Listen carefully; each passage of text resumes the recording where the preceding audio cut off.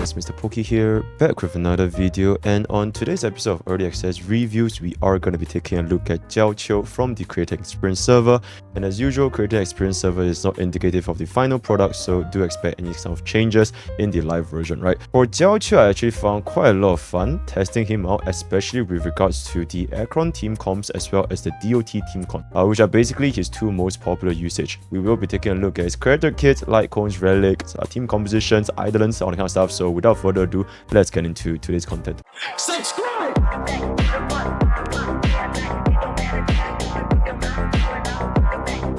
Alright, starting off immediately with the character kit. I want to start off first with Jiaoqiu's talent because that is where majority of all his kits kind of ties together, right? So for Jiaoqiu's talent, his basic attack, skill, and ultimate has a 100% base chance to inflict one stack of Acheron Roast on targets. Acheron Roast is basically a 15% damage multiplier debuff, with each subsequent stack stacking up to 5%, up to 5 stacks, and lasting for 2 turns. Acheron Roast is also considered as a burn debuff that deals fire DOT equivalent to Jiaoqiu's 180% of his attack. For Jiaoqiu, his talent basically inflicts up to a 35% maximum damage vulnerability at the absolute highest stacks.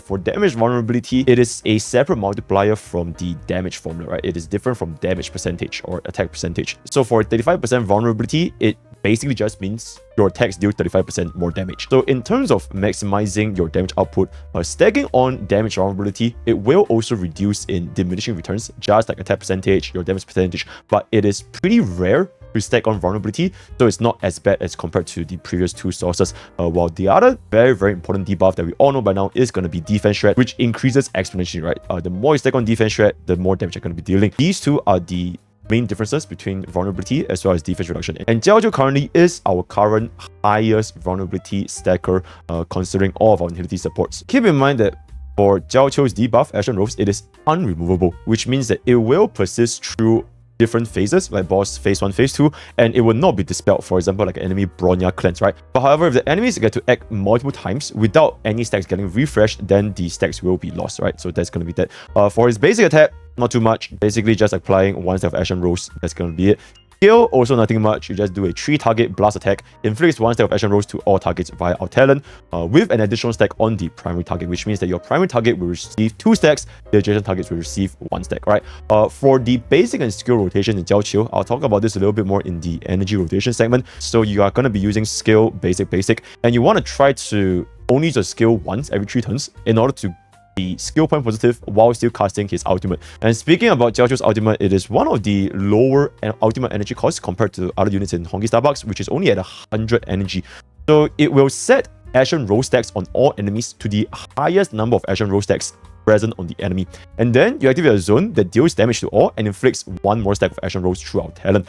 Enemies within the zone receive 15% ultimate damage vulnerability, right? It is ultimate damage vulnerability with a 60% chance to be inflicted with 1 stack of Acheron Roast when taking action once per turn and trigger for a total of 6 times. This counter will reset when Jiaoqiu uses his ultimate again, and the zone itself lasts for 3 turns and duration decrease at the start of Jiaoqiu's turn. So this basically means that with the addition of our 35% vulnerability from our talent, as well as the 15% ultimate damage, Jiaoqiu will allow enemies to receive 50% more damage from ultimates, making him extremely synergistic with units that deals ultimate damage, such as Acheron, or even units like Yunli and Argenti. They are both pretty decent when you want to add on all these vulnerability debuffs. Although he might not be the best teammate for Yunli and Argenti because we already have a lot of other supports such as Robin, Tingyun, etc, right? So just due to opportunity cost alone. Jiaoqiu's ultimate zone also makes him an excellent /dream stack generator for Acheron, since he can generate up to 7 stacks per ultimate, because the ultimate card itself also generates 1 stack, right? So 1 stack on ultimate and up to 6 more times whenever the enemy takes a turn. This is pretty much also one of the reasons why Jiaoqiu is going to be an extremely synergistic support for an Acheron team comp, right? Much better than compared to Sailwolf or even Pella. For Daughter ratio, this Jiaoqiu zone also counts as another debuff for a total of 2 debuffs from this kit. You can also get another debuff throughout Lightcone for a total of 3 debuffs, which means that having Jiaoqiu with Daughter ratio will guarantee a 100% base chance for Daughter ratio's follow-up attack. That being said, it is also unlikely that we are going to be running Jiaoqiu with Daughter ratio, since he already has a very good team with Robin, Aventurine, and Topaz, right? So that's going to be that. Then lastly, Jiaoqiu's technique is going to be inflicting 1 stack of Acheron Roast on all enemies. This is considered as a dimension or a domain technique, which means it's going to be stacking on with other units like such as Robin, Welt, or Himiko, right? So you can't stack both of them at the same time. When you start with Jiaoqiu's technique, you will begin a battle with 1 Acheron Roast, and then your skill skill will add 2 action rolls to the main target, and then your ultimate will spread the stacks and add 1 more for a total of 4 action roll stacks on all enemy targets. Alright, so something to keep in mind if you're going to be using Jiaoqiu's technique. Then jumping into Jiaoqiu's tracers, first of all, 20% effect hit rate, 14.4% fire damage boost, as well as 5 speed. They're all very, very good tracers. Jiaoqiu will make use of all of them. Fire damage boost specifically, it probably will be the least impactful because Jiaoqiu himself, he doesn't really deal that much damage. Because as seen from the talent, it is only 180% of his attack. So unless you're getting someone like an E2 and above Jiaoqiu, do not expect to see that much damage from his DOT, right? Then jumping into his major trace, Pirate Cleanse for the first one regenerates 15 energy at the start of battle, essentially allows our Jiaoqiu to allow for a turn 1 ultimate after using our skill. So that is pretty much it, very, very straightforward. For his trace 2, Hearth Kindle, for every 15% effect rate over 80%, attack will increase by 60% up to 240%, which means that if you want to reach the maximum effect of this trace, you will need 140% effect hit rate. This trace would make effect hit rate on Jiaoqiu important even on DOT teams because it grants up to a pretty massive 240% attack. Then for his final trace, Seared Scent, when a zone, which is the ultimate zone, is active, enemies within Jiaoqiu's ultimate zone will be inflicted with action rolls equal to the highest count on the field.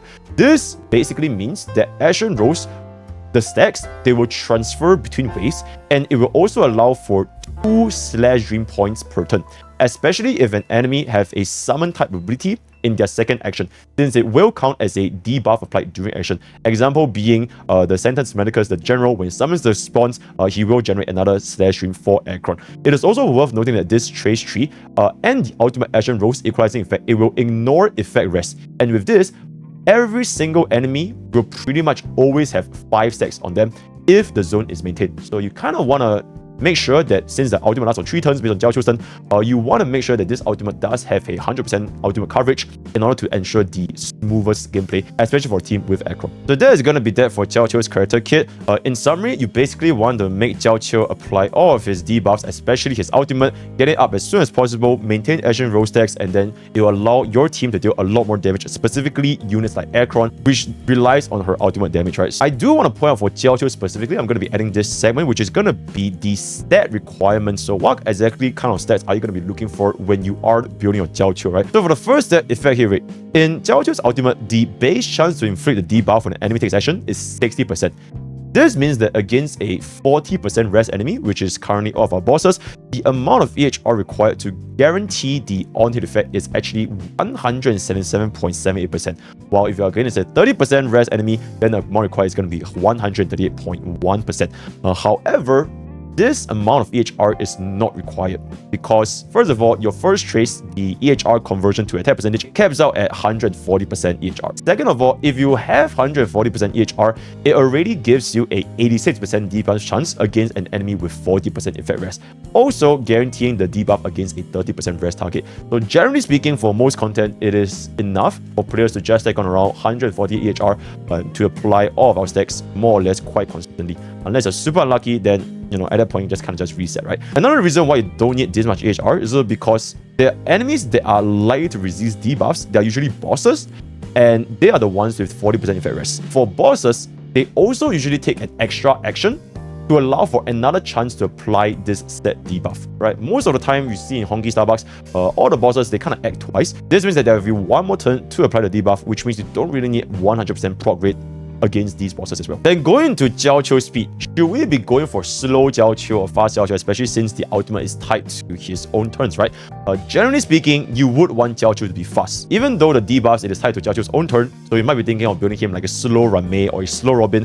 Jiaoqiu fundamentally still wants to be fast and ideally above 158.4 speed because unlike Robin and Rame, he is a debuffer.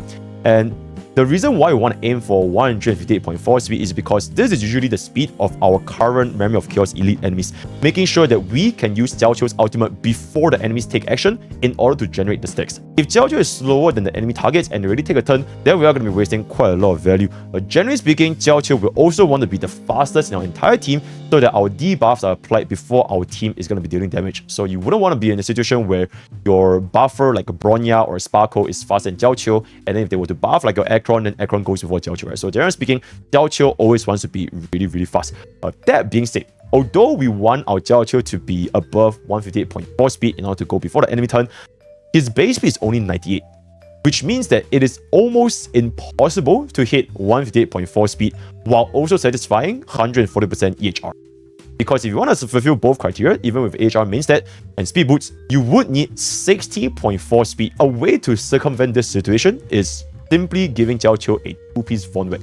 If you give Jiaoqiu a 2-piece Von Whack, then he will always be going first pretty much every single time because of the 40% action value advance boost. Then lastly, for our energy regeneration rate, one of the most important aspects of building Jiaoqiu is that you want to make sure that this ultimate is up 100% of the time, every single time. So whenever his turn begins, is when the ultimate wears off, and then you immediately want to cast an ultimate again to make sure that this ultimate field does not drop off. Although Jiaoqiu's ultimate is only at 100 energy, but if you want to maintain skill point positivity using skill basic, this only places him at 90 energy with energy regeneration rope, or rather 89.57, right? So even though it is cheap at 100, there are still things that needs to be given to Jiaoqiu in order to ensure a 100% ultimate uptime. So one of the couple of ways that I kind of figure out is going to be either you run a energy Lightcone, or quid pro quo, or get attacked, or you get 1 kill, or use a skill twice in a 3-turn rotation. So these are some of the methods that you can use to ensure that you have 100 energy and above. Out of all these methods, I found that just praying that Jiaoqiu gets hits one more time is usually the best way to go. So that is going to be that for Jiaoqiu's stat requirements. If we want to build a decent Jiaoqiu, then jumping into our Lightcone segment, his signature Lightcone Dose Managed Springs plus 60% EHR, and our basic attack skill ultimate has another 60% base chance to inflict 10% damage vulnerability, lasting 2 turns, and if the enemy is under DOT from the wearer, which is Jiaoqiu's fire DOT, because Acheron Rose does count as a DOT, there is also a 60% chance to upgrade the damage to 24% vulnerability. Now, Jiaoqiu's signature Lightcone does give him his much needed EHR to land debuffs, especially with how the Lightcone debuff works. It can apply 24% damage vulnerability in just 1 attack. When this attack hits, it also rolls the chance to apply the debuff. If it is successful and the conditions are met, which is if it is under the DOT target, it will roll the chance again to upgrade the debuff, similar to the ultimate debuff application. As a result, you would need a roughly 170% EHR to guarantee this against a 40% res enemy. Now, interestingly, for Jiaoqiu's Lightcone, this signature Lightcone might actually be the new best in slot for Black Swan or even Guilin if Jiaoqiu is not going to be using this Lightcone. She also benefits from building high EHR because she can convert EHR to damage percentage, as well as the fact that our Arcana, the debuff application is kind of low, right? Whereas Jiaoqiu's signature Lightcone gives us a whopping 60% EHR compared to only 40% from Black Swan's signature Lightcone. But the most important part is also because it does give us this 24% damage vulnerability to the entire team's damage output, not just Black Swan's own damage, unlike Black Swan's signature Lightcone, which is only affecting Black Swan's Arcana damage, right? So normally, Black Swan, she is going to be ran in a multi-DPS team comp, such as with Kafka or even E1 Black Swan with Acheron, right? So Kafka and Acheron, they can both benefit from Jiaoqiu's signature Lightcone being equipped onto Black Swan. So as you can see, a little bit of a comparison that I've seen, which is a Black Swan running her signature Lightcone as well as Black Swan running Jiaoqiu's signature Lightcone. Keep in mind, the Arcana stacks, they are not exactly equal, but you can get a rough idea, right? The Kafka's ultimate damage actually went up by 12.7% to 94,142, and the skill went up by 17.3%, and during the enemy turn, it also went up by 3.1% at 73,320. It is kind of close, and while you do lose some personal damage from Black Swan herself, the overall team damage output can be higher. Also keep in mind is that Black Swan's signature Lightcone, it can benefit more from defense shred stacking. So investments like E1 Ramei or future DOT units having defense shred, it will make Black Swan's signature Lightcone deal even more damage, right? So just a quick little comparison for you guys to consider. Another Lightcone that's going to be pretty decent is going to be Solitary Healing from the Herta Shop Lightcone. Now, Herta Store's Nihility Lightcone provides 6 energy whenever an enemy is defeated. The condition is that the enemies, they have to be inflicted with a DOT from the wearer, in this case Jiaoqiu, and Jiaoqiu's ultimate, with the help of his Ascension 6 trace, can maintain the DOT on all enemies as long as Jiaoqiu's ultimate is active. Now, this is pretty much the best in slot pure fiction Lightcone, and arguably it could even be better than Jiaoqiu's own signature Lightcone, but strictly only for pure fiction and only for an Acheron team comp, because they allow us to spam Acheron's ultimate for our stack generation, right? So that's gonna be that. Then for Steel Wolf's Lightcone Incessant Rain, you can run this since it does give a 24% HR and 12% vulnerability debuff, although the crit rate is not gonna be very useful for Jiaoqiu, right? This vulnerability debuff, it only applies to 1 enemy per attack. Another Lightcone is gonna be before the tutorial mission starts. Now, this Lightcone, honestly is really, really good. It ensures that you have a 3-turn guaranteed on skill basic, and you have 40% EHR. However, you need someone else to apply a defense shred because Jiaoqiu himself does not have any defense shred. So this is probably his best free-to-play Lightcone in an Acheron Jiaoqiu team comp, or maybe even an Acheron Silver Jiaoqiu team comp. Since the S5 Resolution Pros Lightcone, they cannot stack, right? The effect cannot stack. So one of the debuffer will be running Resolution, and the other debuffer, such as Jiaoqiu, will be running the Event Lightcone in order to ensure that we have a 3-turn ultimate. So with this, you have basically 100% 3-turn ultimate, 100% skill 1 positivity, as well as an additional 40% EHR. So very, very good for us, right? Resolution Lightcone is gonna be the other alternative if Jiaoqiu is the only nihility debuffer in the team. So this Lightcone is the best option if players just want to absolutely aim for the highest damage possible. If there's only one unit, you probably want to run this if you want to deal more damage. But if there are 2 units, then another debuffer should be using this Lightcone instead. Then finally, Eyes of Prey. If you're going to be using Jiaoqiu in the DOT team, then the plus 40% DOT damage and 40% HR is going to be quite decent. If you find yourself consistently missing debuffs application due to our low EHR, then you can run this. Or if you really don't have any other defense resources, you can consider even running Tutorial Lightcone just for the 40% EHR, right? So these are going to be Jiaoqiu's Lightcone recommendations from my personal testing. Then jumping into Jiaoqiu's Relics set recommendations, our main stat is going to be pretty straightforward. EHR body, speed boots, fire damage sphere, and energy regeneration rule, right? So these 4 main stats, they are very, very straightforward.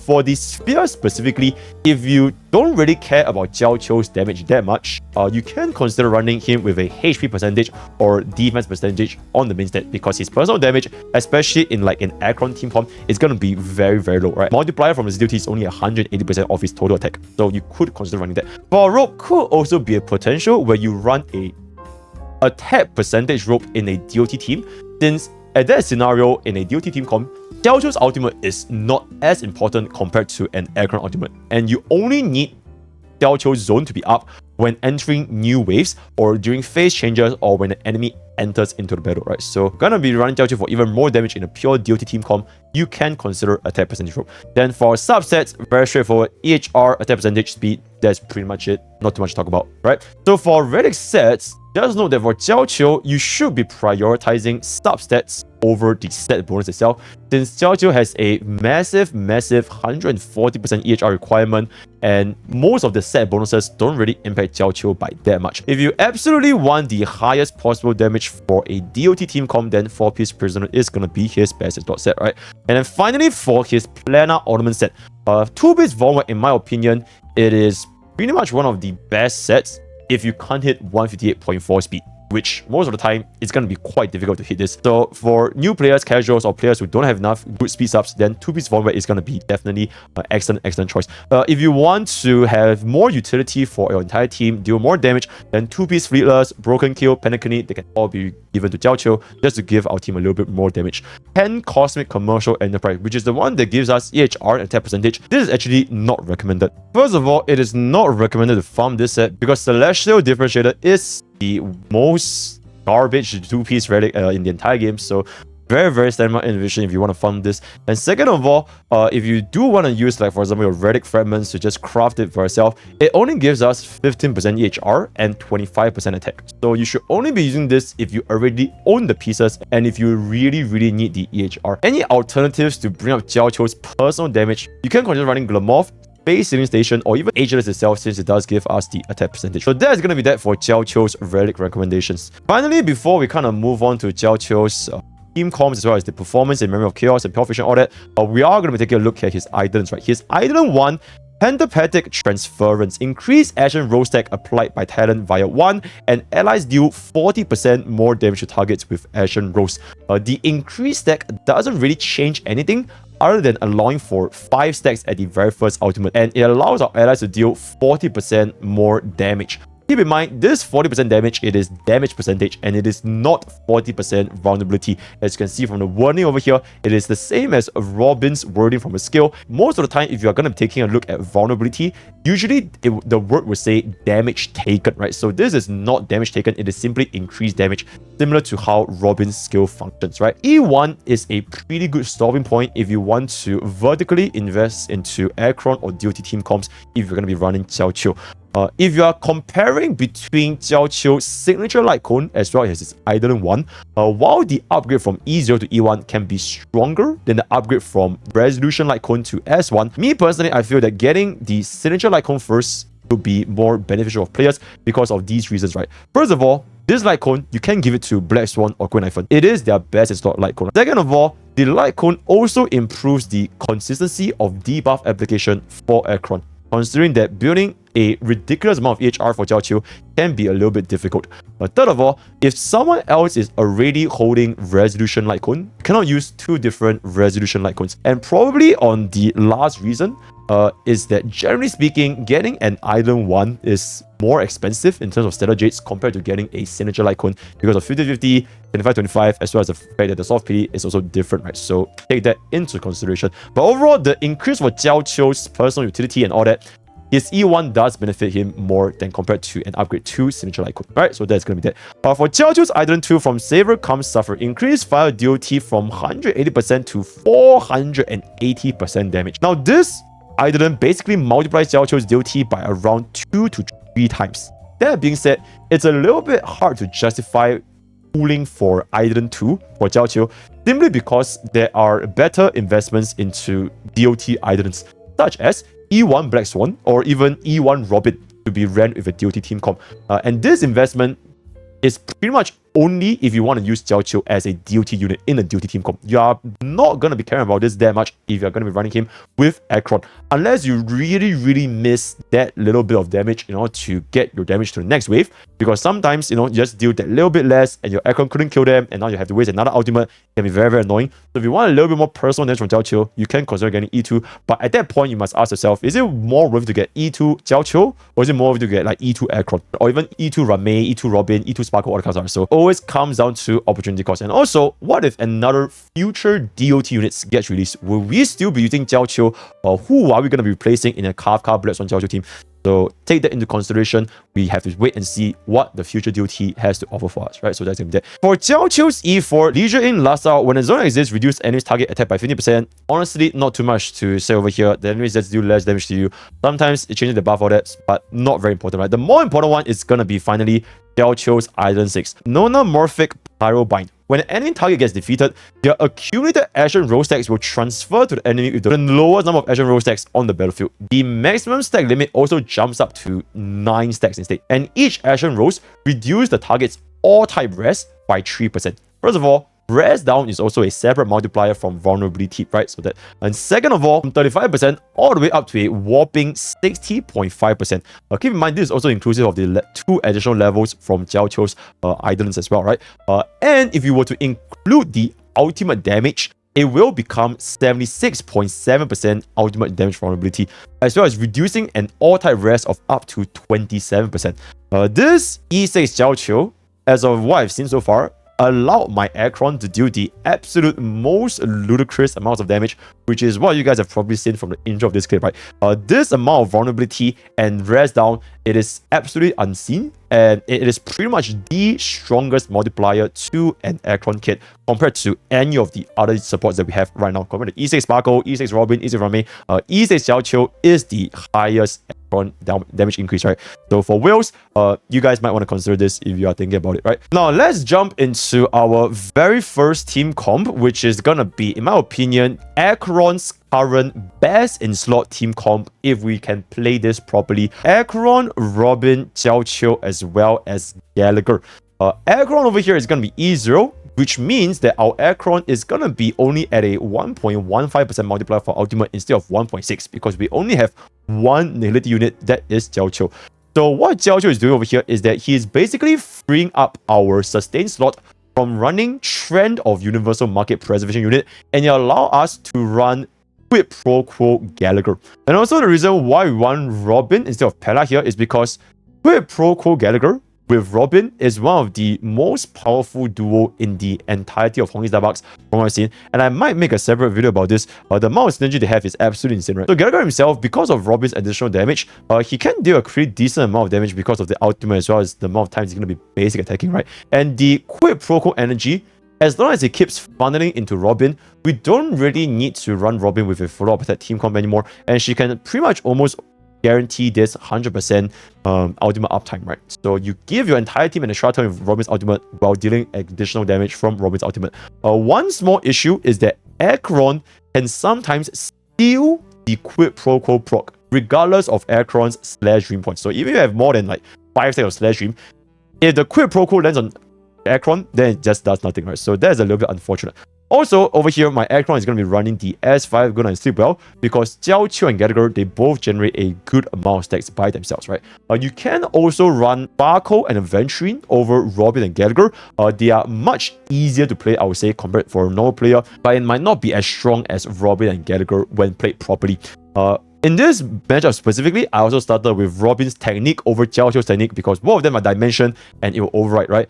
I don't really care about Robin's energy that much anyways, since we do have Gallagher's pre-corpo, and that's why I started with Jiaoqiu, right? So we are not using him to break the enemy that have not had their turn, right? So I wanted him to break the Skull guy here because he just took his turn in order for the enemy to generate slash dreams for Acheron. If they were broken by Gallagher, then we would not be able to generate slash dreams, right? So that's going to be that. Also, unfortunately, I don't know why my Gallagher got slapped when he has like 92% effect rest. But it is what it is. We still got hit, so it's not that bad. Acheron is gonna go over here and generate slash dreams, getting 3 points of slash dream, pulling off the ultimate right before the cycle ends because we do get 1 stack for winner's break, and then the enemy self-inflicted vulnerability gives us the final stack to finish phase 1 of the boss, right? Now, with the power of quid pro quo Gallagher, Robin will then get her ultimate back right after using a skill. So before the wave ends, our entire team gets to go again. Without the power of quid pro quo, then our Robin would not have enough energy to give us the additional turn required. Keep in mind that the enemies here, they are extremely weak to Acheron as well as the team comp specifically because of Acheron dealing AoE damage, and Jiaoqiu and Gallagher can easily break the enemy toughness bar, right? And you can also see that towards the end, we actually had quite a lot of stacks available for our Acheron to deal the slash dreams, right? We are not quite enough to get another turn, but you can see that we already have 1 additional stack, and then Gallagher is going to go again and just apply another additional stack. So we had 2 stacks left over before the battle was concluded, right? So we definitely, this team comp with Jiaoqiu, Robin, Gallagher gave Acheron so many stacks, and we were very easily able to take down this zero cycle with the power of quid pro quo Gallagher as well as Robin, right? So in my opinion, this is one of, if not the strongest Acheron team comp as of the current moment, even without 2 nihility units. Now, another team I kind of compare this is going to be using the classic Acheron, Pella, Jiaoqiu, and Gallagher. So it is the classic E02 nihility Acheron team comp, but now with Jiaoqiu instead of Silver Wolf or Grey Knifen. You can also run Aventurine with this signature Lightcone in the last slot, but since the enemy in this current stage is weak to fire, I went ahead and used Gallagher instead, right? So that's going to be that. This run, it was kind of annoying because of the sleep RNG, and this is pretty much as fast as I can get, but unfortunately, I am quite far off from getting the zero cycle. The utility that Robin provides to the team, or in fact any team comps, is simply too outstanding, especially if players are going for a low cycle clear, right? Robin's team-wide additional turn as well as the additional damage so far in Honkai Starbucks is one of, if not the most potent source of damage increase, but still nonetheless a excellent team comp if players do not have Robin, right? So takes it there. Now I kind of want to jump this team into pure fiction. Now in pure fiction, Acheron's damage is not very important. Frequency, I would say, is much more important than the actual damage itself in order to ensure a high score. Now, I ran Sparkle over here so that Acheron can get more turns to kill the small enemies, and Jiaoqiu is on solitary healing, which allow our Jiaoqiu to spam his ultimate pretty much every single turn, as you guys can see from the footage that I'm playing in the background. Full disclaimer, I tried using this team on both sides, but I couldn't really get a 40k point clear in the second half, despite the stage being lightning weak. This is because before the boss wave, there is a limit of only 4 enemies on the field instead of 5 in the first half, right? So this resulted in us not getting enough slash dream generation, which kind of affected our run a little bit, right? So that being said, Jiaoqiu performance in pure fiction, especially for Acheron generating a ridiculous amount of slash dreams, is absolutely insane. It definitely makes Acheron a lot stronger in a pure fiction game mode, right? So that's gonna be that. One other thing before we move on is gonna be using Jiaoqiu in a DOT team comp. That is gonna be Kafka, Black Swan, Jiaoqiu as well as Huo. Now I tried Jiaoqiu in Memory of Chaos for a few runs, but this might just not be the best enemy in lineup due to them suffering from action delay when their weakness is broken. Which means that if the enemy's action is delayed, they don't get their turns fast enough, which means the DOT don't trigger fast enough.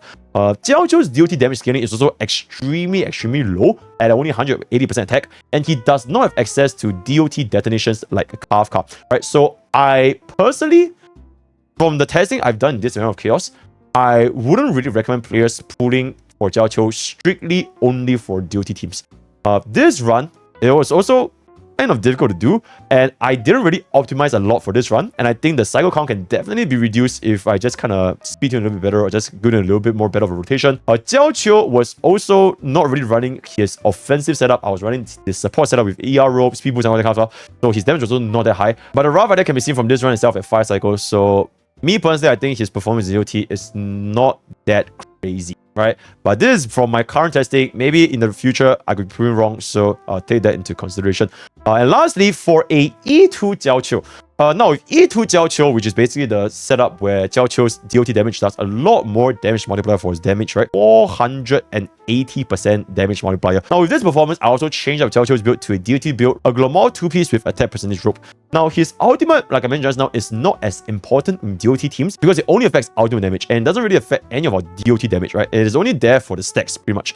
And its job is to maintain action rolls on all enemies, which I already did with or without the ultimate. Pokke was also here to assist us with the attack percentage buff as well as the energy regeneration. Now with our E2 Jiaoqiu, he OT can deal up to 50 to 60,000 damage-ish in this setup. Unfortunately, I was also not able to quite exactly get a 0 cycle coming in at around 3 cycles, but definitely performs much better compared to the E0 variation when you want to run him in a DOT setup, right? So that's going to be that. And then one last thing just for the goofy ass is going to be our E6 S5 Jiaoqiu, increasing from 50% ultimate damage vulnerability to a absolutely massive 76.7% ultimate damage vulnerability. And you can see that even against 2 targets with the buff of our Spark and Robin and stuff, our Acheron is going to be dealing a whopping 6.7 million damage against 2 targets, right? So this is going to be with E6 Jiaoqiu, absolutely demolishing, right? So just a little bit of benchmark if the whales are interested to see how much damage you're going to be dealing with Jiaoqiu's ultimate vulnerability debuff at E6. And with that, we have pretty much come to the end of today's content. Let me know what you guys think of Jiaoqiu in the comments below. What are you guys interested in pulling for him? What are your thoughts? Team comp? I did find myself personally having quite a lot of fun playing Jiaoqiu in the Creator Experience server. The word of the day is gonna be Pot. If you have watched the end of this video, so that's gonna be that. Join Discord, join YouTube, join Twitch. Thank you guys so much for watching to the end of the content. All the best for your Jiaoqiu pulls, and I'll see you guys next time. Take care.